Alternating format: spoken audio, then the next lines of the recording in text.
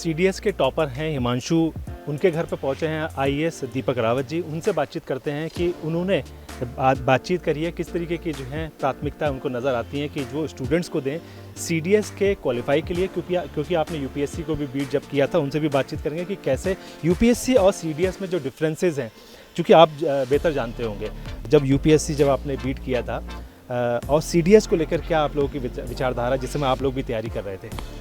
मैंने विपिन जी सीडीएस का एग्ज़ाम और एनडीए का तो नहीं दिया, लेकिन आप जानते हैं कि जिस तरह का एक क्रेज़ उत्तराखंड में होता है आर्म फोर्सेस को लेके, तो 12th में मेरे बहुत से बैचमेट्स थे और इनफैक्ट ग्रेजुएशन के बाद भी मेरा एक बैचमेट था अंशुमन, उनकी रैंक 3 आई थी। एक मेरा बैचमेट था हंसराज कॉलेज में सिद्धार्थ मुखर्जी, उनकी रैंक 7 आई थी। तो बहुत से लोग अपीयर करते थे और उस वक्त जो मुझे पता चला था सुनते हुए, क्योंकि एग्ज़ाम मैंने अपीयर नहीं किया, कि जनरली अप टू जो क्लास 10 के जो हमारे जनरल स्टडीज़ होती हैं और एनसीईआरटी की किताबें हैं, उनका अच्छे से अध्ययन होना चाहिए।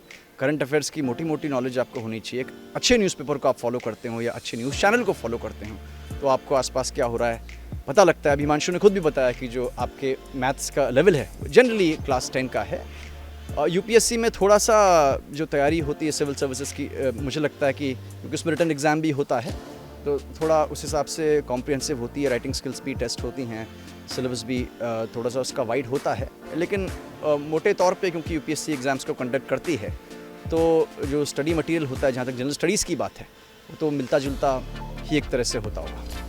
ठीक है sir, thank you very much sir. इसके अलावा हम लोग बातचीत करते हैं कि हिमांशु ने किस तरीके की जो है तैयारी करी थी, कि आखिरकार क्या क्या जो है उन्होंने सोचा था जिस समय वो एग्जामिनेशन हॉल में जाने वाले थे। स्टूडेंट्स को क्या कहेंगे हिमांशु जी कि स्टूडेंट्स जो है जब प्रिपरेशन कर रहे हैं सीडीएस को लेकर, जो एग्ज़ाम को जो है जो माइंड में क्लिक हो कि एक बार बीट कर लें, क्या कहेंगे उनके लिए? कि मतलब जो आपकी प्रिपरेशन है उसको स्ट्रैटेजी के साथ अप्रोच करो। जो सिलेबस है उसको पार्ट्स में ब्रेक करके, जो भी हर किसी की अपनी स्ट्रैटेजी होती है, तो अगर प्रिपरेशन अच्छे से करनी है और एग्ज़ाम को बीट करना है जैसा आपने कहा, तो उसके लिए स्ट्रैटेजाइज करो अपनी प्रोसेस को। और दूसरी चीज़ है कि प्रेशर नहीं लेना है, इस प्रेशर की बजाय प्रोसेस को इन्जॉय करना है और उसमें बहुत मज़ा आता है। जब प्रोसेस को हम इन्जॉय करने लग जाते हैं तो प्रिपरेशन बहुत ईजी बन जाती है। तो वो चीज़, ये दो चीज़ हैं तो प्रिपरेशन बहुत ईजी हो जाती है, एग्ज़ाम बहुत ईजी हो जाता है। इसके अलावा इंटरव्यू सेशन भी हुआ होगा, तो इंटरव्यू सेशन को जो है कैसे बीट करें, कैसे जो है उनका जवाब दें, हाजिर जवाब रहना है या फिर अपनी कैलकुलेशन होनी चाहिए? दोनों चीज़ रखना है कि पहला तो ये है कि नेचुरल रहना है और सच बोलना है, बट और दूसरा ये है कि सोच समझ के बोलना है। ये नहीं मतलब सच तो बोलना है पर ज़्यादा सच भी नहीं बोल देना है, तो फिर फंस जाते हैं।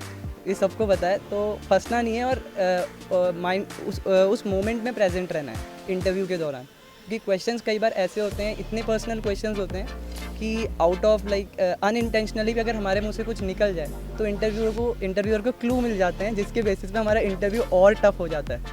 तो उन चीज़ों से बचना चाहिए, प्रेजेंट माइंडेड रहना है, उस मोमेंट में रहना है और जो पूछा जा रहा है बस उतने तक जवाब देना है। और प्रिपरेशन के दौरान खुद को जानने की कोशिश करनी है, इंट्रोस्पेक्शन बहुत अच्छे से करना है, क्योंकि उसी से हेल्प मिलेगी वहाँ पर। एक दो क्वेश्चन आप बता पाएंगे जिस समय आपसे पूछे गए होंगे, तो आपने जो है जो सवाल थे उनके इंटरव्यूअर्स के, वो क्या थे? एक दो क्वेश्चन इंटरव्यूअर सर को हमारा छोटा सा पोल्ट्री फार्म है पीछे, वो पार्ट बहुत पसंद आ गया था। तो 15 मिनट उसी पे पूछे जा रहे थे 15 मिनट उस पर उन्होंने बहुत क्वेश्चंस पूछे थे। मतलब उन्हें इंटरेस्ट आ गया था, out of curiosity 1-to-1 conversation जैसी चल रही थी। उन्हें समझा रहा था सर ये होता है, यहाँ यूज़ होता है, ऐसे मार्केट है, ऐसा ये है। तो एक तो इस पर उन्होंने बहुत क्यूरियोसिटी जैसी जागी थी, तो काफ़ी कुछ पूछा था। दूसरा फैमिली से रिलेटेड बहुत कुछ भी पूछ सकते हैं कि पेरेंट्स के बारे में बताओ। अब आपको बताना है, आपको एग्जाम्पल ढूंढ के लाने हैं कि ये हम बता रहे हैं तो इसके एग्जाम्पल ढूंढ के लाओ। तो इन सब के लिए थोड़ा सा प्रिपेयर करना पड़ता है, बट इस टाइप के कुछ क्वेश्चंस पूछे गए थे। अच्छा, जैसे जो है तीनों फोर्सेस होती हैं, जब आप ऑप्ट करते हैं तो क्या कहेंगे आप जो है कि क्या ऑप्ट जो है, क्योंकि आप ऑप्शन आपके पास में है, तो सबसे ज़्यादा जो है आर्म फोर्सेस में लोग जाना पसंद करते हैं? आर्म फोर्सेस में तो तीनों ही फोर्सेस पार्ट हैं, तीनों फोर्सेस अपने में ही सुप्रीम है। तो ये इंडिविजुअल चॉइस होती है, एक इंडिविजुअल लगाव होता है किसी फोर्सेस के साथ। एक कॉल अंदर से आता है कि हाँ ये नेचुरल लगता है कि हाँ इसकी तरफ जाना चाहिए। तो मेरे लिए मुझे कॉल आर्मी से आया कि मुझे लगा कि आर्मी तो मुझे ज्वाइन करना चाहिए। तो किसी को भी जिस फोर्स की तरफ बिलोंगिंग फील होती है तो कोई भी फोर्स चूज़ कर सकते हैं, ऐसा नहीं। वो फॉर्म के टाइम पे अवेलेबल ऑप्शन सबके पास रहता है। ठीक है, ये थे हिमांशु जी जिन्होंने बताया कि सीडीएस के एग्ज़ाम्स को जिस तरीके से बीट करना चाहिए उसमें कुछ टिप्स इंपॉर्टेंट हैं, और इंटरव्यूअर जिस समय जो सवाल पूछते हैं उसमें क्या क्या माइंड का कॉन्शियस उस समय रहना चाहिए। न्यूज़ स्टूडेंट नेटवर्क के लिए हल्द्वानी से विपिन चंद्रा। ये वीडियो आपको कैसा लगा आप हमें कमेंट बॉक्स में ज़रूर बताइएगा। अगर आप इसको YouTube पर देख रहे हैं तो हमारे चैनल को सब्सक्राइब करिए। अगर आप Facebook पर देख रहे हैं तो हमारे चैनल को लाइक करिए और हमारे पेज को फॉलो करें। नमस्कार।